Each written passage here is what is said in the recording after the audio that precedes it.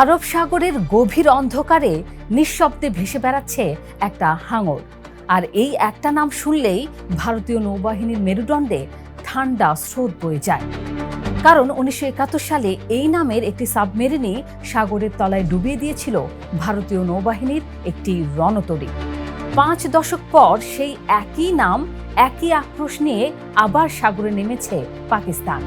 এবার অস্ত্র বদলে গেছে, প্রযুক্তি বদলে গেছে, আর পেছনে দাঁড়িয়ে আছে চীনের মতো এক দৈত্য। প্রশ্ন হলো, এই সাবমেরিন আসলে কতটা ভয়ঙ্কর? সংখ্যায় এগিয়ে থেকেও কেন ভারতের রাতের ঘুম হারাম হয়ে গেছে?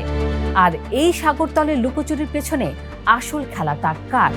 জানবো আজকের এক্সপ্লেইনারে। সঙ্গে আছি মৌসুমী সুলতানা।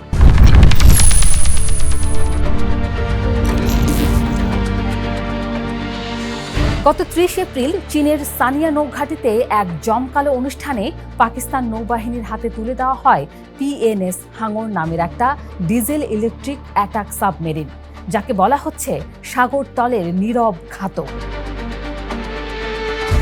সেই অনুষ্ঠানে উপস্থিত ছিলেন পাকিস্তানের প্রেসিডেন্ট আসিফ আলী জারদারি নিজেই, পাশে নৌবাহিনী প্রধান অ্যাডমিরাল নাভিদ আশরাফ। এরপর গত 11 জুন সেই সাবমেরিন হাজার হাজার মাইল পাড়ি দিয়ে পৌঁছে যায় করাচি নৌঘাটিতে, যেন যুদ্ধের প্রস্তুতি শুরু হয়ে গেল বাস্তবে। কিন্তু আসল ভয়টা লুকিয়ে আছে এর প্রযুক্তিতে। হাঙর ক্লাস আসলে চীনের টাইপ 039B U1 ক্লাস সাবমেরিনের যুদ্ধংদেহী সংস্করণ। লম্বায় 76 মিটার, ওজনে প্রায় 2800 টন। এর সবচেয়ে ভয়ঙ্কর অস্ত্র হল এয়ার ইন্ডিপেন্ডেন্ট প্রপালশন বা AIP প্রযুক্তি, যার মানে এই সাবমেরিন সপ্তাহের পর সপ্তাহ পানির নিচে লুকিয়ে থাকতে পারে, একবারও উপরে না উঠে। ভাবুন তো, শত্রুর একদম নাকের ডগায় বসে থাকলেও কেউ টেরই পাবে না। এতে যোগ হয়েছে 6টি মারণাস্ত্র, 533 মিলিমিটারের টর্পেডো টিউব, যা বিশ্বের আধুনিক নৌবাহিনীগুলোর স্বীকৃত মানদণ্ড। আর গুঞ্জন উঠেছে এতে হয়তো জুড়ে দেওয়া হতে পারে পাকিস্তানের বাবর 3 ক্রুজ মিসাইলও, যদিও এই নিয়ে ইসলামাবাদ সরকারিভাবে সাবমেরিনে অস্ত্র ব্যবহার বিস্তারিত এখনো প্রকাশ করেনি। আর এটা তো মাত্র শুরু। 2015 সালে চীনের সঙ্গে প্রায় 4 থেকে 5 বিলিয়ন ডলারের এক চুক্তি করে পাকিস্তান, যা চীনের ইতিহাসের সবচেয়ে বড় অস্ত্র রপ্তানি চুক্তিগুলোর একটা। এই চুক্তির আওতায় মোট 8টি হাঙর ক্লাস সাবমেরিন পাচ্ছে পাকিস্তান। প্রথম 4টা তৈরি হচ্ছে চীনের উহানের উচাং শিপবিল্ডিং কারখানায়, আর প্রযুক্তি হস্তান্তরের মাধ্যমে বাকি 4টা তৈরি হবে খোদ পাকিস্তানের করাচি শিপইয়ার্ডে, যাতে পাকিস্তান নিজেই একদিন সাবমেরিন বানানোর ক্ষমতা অর্জন করে ফেলে। এর মধ্যে 4টা ইতিমধ্যে চীনে তৈরি ও উদ্বোধন হয়ে গেছে। PNS হাঙর সরাসরি নৌবহরে ঢুকে পড়েছে, আর PNS শুশুক, PNS ম্যাংরো, PNS গাজী এই 3টা এখন সমুদ্রে চূড়ান্ত পরীক্ষার অপেক্ষায়। জার্মানির ইঞ্জিন রপ্তানি আটকে দেওয়া আর করোনার লকডাউন, এই 2 বাধায় প্রকল্পটা বছরের পর বছর পিছিয়ে গিয়েছিল, কিন্তু এখন আবার পুরো দমে ছুটছে। এখন প্রশ্ন হচ্ছে, এই ভয়ঙ্কর বহর কবে সম্পূর্ণ হবে?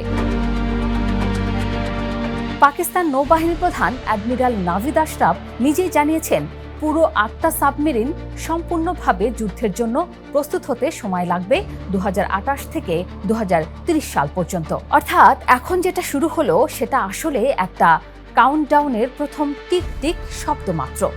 ভয়ঙ্কর বাস্তবতা আসতে বাকি আরও 4 থেকে 6 বছর।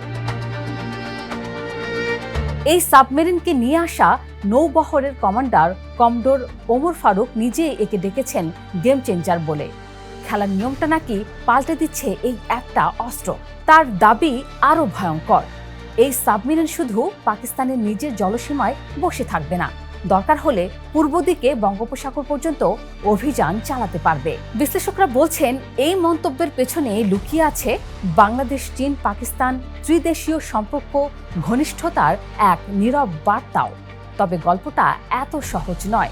ভারতীয় নিরাপত্তা বিশ্লেষকদের একাংশ বলছেন, চীন আর পাকিস্তান মিলে যতটা ঢাক ঢোল পিটিয়ে একে আঞ্চলিক গেম চেঞ্জার বলছে, বাস্তবতা ততটা রংচঙে নয়, কারণ হাঙ্গর আদতে চীনের নিজস্ব ইউ-1 ক্লাসের একটা হালকা নিম্নমানের রপ্তানি সংস্করণ, যেখানে সবচেয়ে সংবেদনশীল প্রযুক্তিগুলো চীন নিজের হাতেই চেপে রেখেছে। এখন প্রশ্ন হলো, সংখ্যায় তাহলে কে এগিয়ে? চমকপ্রদ ব্যাপার হলো, এই লড়াইয়ে ভারতই এখনো এগিয়ে। ভারতের হাতে আছে প্রায় 18 থেকে 19টা সাবমেরিন, পাকিস্তানের হাতে 16টা। তার উপর ভারতের হাতে আছে আইএনএস অরিহন্ত, একটা পারমাণবিক শক্তিচালিত ব্যালিস্টিক মিসাইল সাবমেরিন, যেটা পাকিস্তানের স্বপ্নেও নেই। তাহলে সংখ্যায় এগিয়ে থেকেও কেন ভারতের কপালে এত চিন্তার ভাঁজ? আসল কারণটা লুকিয়ে আছে সংখ্যায় না, প্রযুক্তিতে। ভারতীয় নৌবাহিনীর হাতে আজও একটাও এআইপি সাবমেরিনও নেই, একটাও না। 2014 সালে শুরু হওয়া নিজস্ব এআইপি প্রকল্প এখনো 8 বছর পিছিয়ে আছে। উল্টো দিকে পাকিস্তানের হাতে ইতিমধ্যেই 3টা এআইপি সাবমেরিন আছে, আর হাঙ্গর ক্লাস যুক্ত হলে এই সংখ্যা গিয়ে দাঁড়াবে 11। অর্থাৎ সংখ্যায় পিছিয়ে থেকেও পাকিস্তান জিতে যাচ্ছে অন্ধকারে লুকিয়ে থাকার খেলায়। আর ঠিক এখানেই লুকিয়ে আছে ভারতের প্রকৃত দুশ্চিন্তার কারণ। আর এই গোটা গল্পটা কোনো ফাঁকা আতঙ্ক নয়। গত বছর 2025 সালের 22 এপ্রিল ভারত নিয়ন্ত্রিত কাশ্মীরে এক রক্তক্ষয়ী হামলায় প্রাণ হারান 26 জন ভারতীয় বেসামরিক নাগরিক। আর তার জবাবে ভারত পাকিস্তানের বিরুদ্ধে চালায় অপারেশন সিঁদুর নামের সামরিক প্রতিক্রিয়া। সেই উত্তেজনার আগুন নিভতে না নিভতেই 4 মাস পর ভারতের প্রতিরক্ষা মন্ত্রণালয় ঘোষণা দেয় 15 বছরের এক বিশাল সামরিক আধুনিকীকরণ পরিকল্পনার, যেখানে নৌবাহিনীকে সাজানো হচ্ছে রীতিমতো যুদ্ধংদেহী রূপে। এই পরিকল্পনার লক্ষ্য হচ্ছে সাবমেরিন বহর বাড়িয়ে 30টায় নিয়ে যাওয়া। কিন্তু এখানেই আসল ভয়টা লুকিয়ে নেই। ভারতের আসল দুঃস্বপ্নের নাম পাকিস্তান নয়, চীন।